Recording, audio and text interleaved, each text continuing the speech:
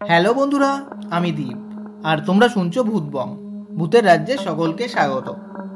বন্ধুরা, আজকে তোমরা যেই ঘটনাটা শুনতে চলেছ, ঘটনাটি ঘটেছিল গত বছর দুর্গাপুজোর অষ্টমীর রাতে।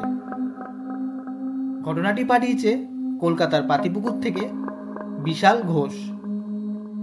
বিশাল আর বিশালের কয়েকজন বন্ধু সবাই মিলে গত বছর অষ্টমীর রাতে পুরো রাত সাউথ কলকাতার পুজো পরিক্রমা করবে বলে বেরিয়েছিল। সেই অষ্টমীর রাতে ওদের সাথে একটা অলৌকিক ঘটনা ঘটে যায়। সেই ঘটনাটি বিশাল ভূতবংয়ে আজ শেয়ার করেছে।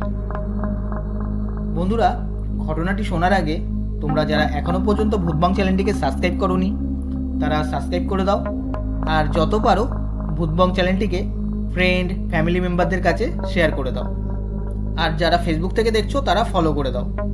তাহলে চলো বন্ধুরা, কানে হেডফোন গুঁজে নাও, চলো আজকের মূল ঘটনায় আসা যাক। দীপদা, আমি বিশাল ঘোষ কলকাতার পাতিপুকুর থেকে বলছি। দীপদা, আমি তোমার ভূতবং চ্যানেলের একজন পুরনো শ্রোতা। আমার ভূতবংয়ের ঘটনাগুলি শুনতে খুবই ভালো লাগে। দুর্গাপুজো আসতে আর কয়েকদিন বাকি। গত বছর এই দুর্গাপুজোর সময় আমরা বন্ধুরা দক্ষিণ কলকাতায় ঠাকুর দেখতে গিয়ে যেই ভৌতিক ঘটনার সম্মুখীন হয়েছিলাম সেটি আজ ভূতবংয়ে শেয়ার করলাম। আশা করি ঘটনাটি ভূতবংয়ের দর্শকদের খুবই ভয়ের লাগবে। আমরা বন্ধুরা প্রতি বছরই অষ্টমীর রাতে দক্ষিণ কলকাতার দুর্গা মণ্ডপগুলো পরিক্রমা করি। গত বছর অষ্টমীর রাতেই পুরো রাত পূজা পরিক্রমা করব বলে আমরা 5 জন বন্ধু বেরোই। চেতলার প্যান্ডেলটা দেখার পর আরও এক জায়গায় যাব বলে আমরা বাস ধরতে যাই। সেই সময় আমাদের এক বন্ধু, নাম হচ্ছে সৌরভ, ও বলে একটু দাঁড়াস, তোরা বাথরুম করব। সেই মতো আমরা এক ফাঁকা রাস্তায় দাঁড়াই। সৌরভ একটা গাছের সাইডে গিয়ে বাথরুম করে। সেই জায়গাটায় অনেক আবর্জনাও ফেলা ছিল। তো সৌরভ বাথরুম করার পর আমরা সবাই বাস ধরার জন্য যাই। আমরা 4 জন বাসে উঠে পড়ি, কিন্তু সৌরভ উঠতে পারে না। আমরা যেই দেখি সৌরভ ওঠেনি, তাই আমরা বাস চালককে বলি বাসটা থামানোর জন্য, আর আমরাও নেমে পড়ি। সৌরভের কাছে যাই, বলি কি রে, বাসে উঠলি না কেন? সৌরভ বলে, আরে ভাই, আমি তো উঠতেই গেলাম, কে যেন আমাকে পেছন দিয়ে টেনে নামিয়ে দিল। নেমে দেখি আমার পেছনে কেউ নেই। আমরা বলি, ও ঠিক আছে, বাদ দে, পরের বাস ধরব। পরের বাস ধরি। সৌরভ বলে ওঠে, আজকে ভাই আর ঘুরতে ভালো লাগছে না, মাথাটা কেমন ব্যথা করছে, চল বাড়ি ফিরে যাই। এই কথা শুনে তো আমাদের সবার মাথা গরম হয়ে যায়। আমরা বলি, আজ পুরো রাত পরিক্রমা করব বলে এলাম, আর তুই বলছিস বাড়ি যাবি? তার সে তুই একা বাড়ি চলে যা, আমরা ঘুরবো। এই কথা শুনে সৌরভও বলে, না না, আমি আর যাব না, তোদের সাথেই ঘুরবো। তারপর আমরা বাস থেকে নামি। সেই মুহূর্তে আমাদের খুব খিদেও পেয়েছিল, তাই এক রেস্টুরেন্টে ঢুকি। আমরা সবাই বিরিয়ানি অর্ডার দিই। আমরা সবাই বন্ধুরা খাচ্ছি আর গল্প করছিলাম, কিন্তু সৌরভ কারোর সাথে কোনো কথা বলছিল না, ও নিজের মনে খেয়ে যাচ্ছিল, আর এমনভাবে খাচ্ছিল মানে গবাগব গরজগুলো নিচ্ছিল। ওই দেখে আমাদের খুব বিরক্ত লাগে। আর আমার বিরিয়ানির মধ্যে চিকেনের লেগ পিস পড়া ছিল। আমি মোটামুটি খেয়ে হাড়টা ফেলে দিই। হাড়ের সাথে কিছুটা মাংস লেগেছিল।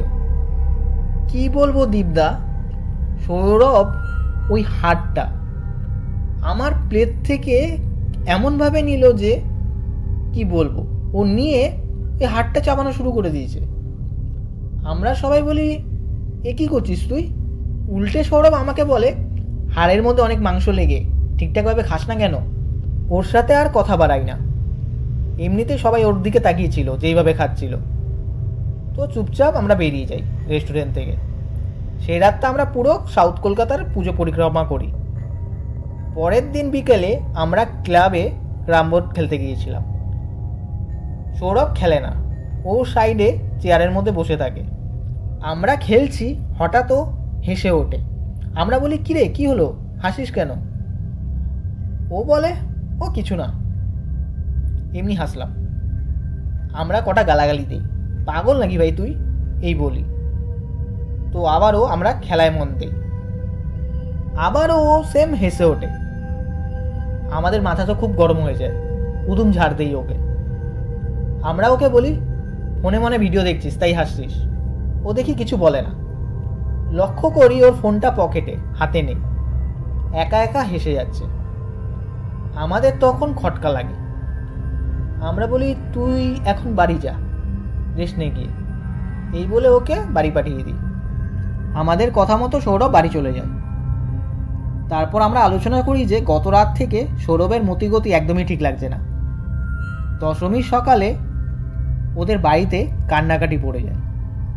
আমরা গিয়ে দেখি ও পুরো উন্মাদ হয়ে গেছে। ওর বাড়ির সবাই বলে সেই দিন ঠাকুর দেখে ফিরে আর কোনো কিছু খায়নি, খালি হেসে যাচ্ছে আর বিড়বিড় করে কী যে বলছে কেউ বুঝতে পারছে না।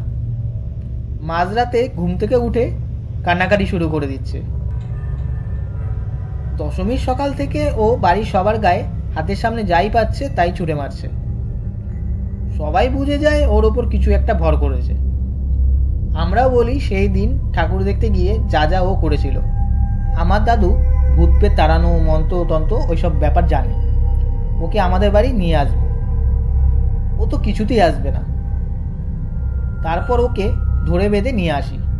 নিয়ে আসার সময় ও আমাদের কটা নোকের আঁচড়ও দেয়। দাদু সৌরভকে দেখেই বলে ওর ওপর তো পিচাসনির নজর পড়েছে। তারপর আমরা অষ্টমী রাতে যা যা ঘটেছে দাদুকে বলি। দাদু বলে ওই যে জায়গায় ও বাথরুম করেছিল সেই জায়গা থেকেই ওর পিছু নেয় সেই জিনিসটি। দাদু ওকে ঝাড়িয়ে দেয়। ঝাড়িয়ে দেওয়ার সময় ও যা দাপড়াদাপড়ি করছিল কি বলবো দীপদা, আমরা 5-6 জন মিলেও ওকে ধরে রাখতে পারছিলাম না। কিছুক্ষণ পর ও অজ্ঞান হয়ে যায়। দাদু ওর কোমরে একটা তাবিজও বেঁধে দেয়। 1-2 ঘন্টা পর ওর জ্ঞান ফেরে। ও নিজেই সবার কাছে জিজ্ঞাসা করে ওর কি হয়েছে। আমরা কেউ তখন আর ওকে কিছু বলি না, বলি রেস্ট নিতে। ও কিছুটা দুর্বল হয়ে পড়েছিল এই ঘটনার পর। ওর পুরোপুরি সুস্থ হয়ে উঠতে 1 সপ্তাহ সময় লাগে। দীপদা এই ছিল ঘটনা। এই ঘটনা থেকেও কিছু শিক্ষণীয় ব্যাপার আছে, যেমন আমরা যেখানে সেখানে অনেকে রাস্তাঘাটে বাথরুম করি, যেটা কখনোই করা উচিত না। কোন জায়গায় কোন নেগেটিভ জিনিস থাকে আমরা কিন্তু জানি না, তাই বিশেষ করে পাবলিক টয়লেটেই বাথরুম করা বেটার। তো দীপদা ঘটনাটা যদি ভূতবাঙে পড়ে শোনাও তাহলে খুব খুশি হব। তাহলে বন্ধুরা আজকের ঘটনাটা কেমন লাগলো? হ্যাঁ, এটা ঠিকই যে যেখানে সেখানে টয়লেট একদমই করা উচিত না। কোন সময় কোন নেগেটিভ জিনিসের কবলে পড়ে যায় বা নজরে পড়ে যায় ঠিক নেই, তাই রাস্তাঘাটের যেখানে সেখানে টয়লেট একদমই করা উচিত না। তোমাদের মতামতও এই কমেন্টে জানিও, আর ঘটনাটা লাইক করে দিও। তাহলে বন্ধুরা তোমরাও যদি ঘটনা পাঠাতে চাও আমাদের ভূতবঙ্গে, তো তোমরা আমাদের ভূতবঙ্গের ইমেল আইডি bhutbongofficial@gmail.com পাঠিয়ে দিও। তাহলে বন্ধুরা আজকের জন্য এইটুকুই। Tata, by.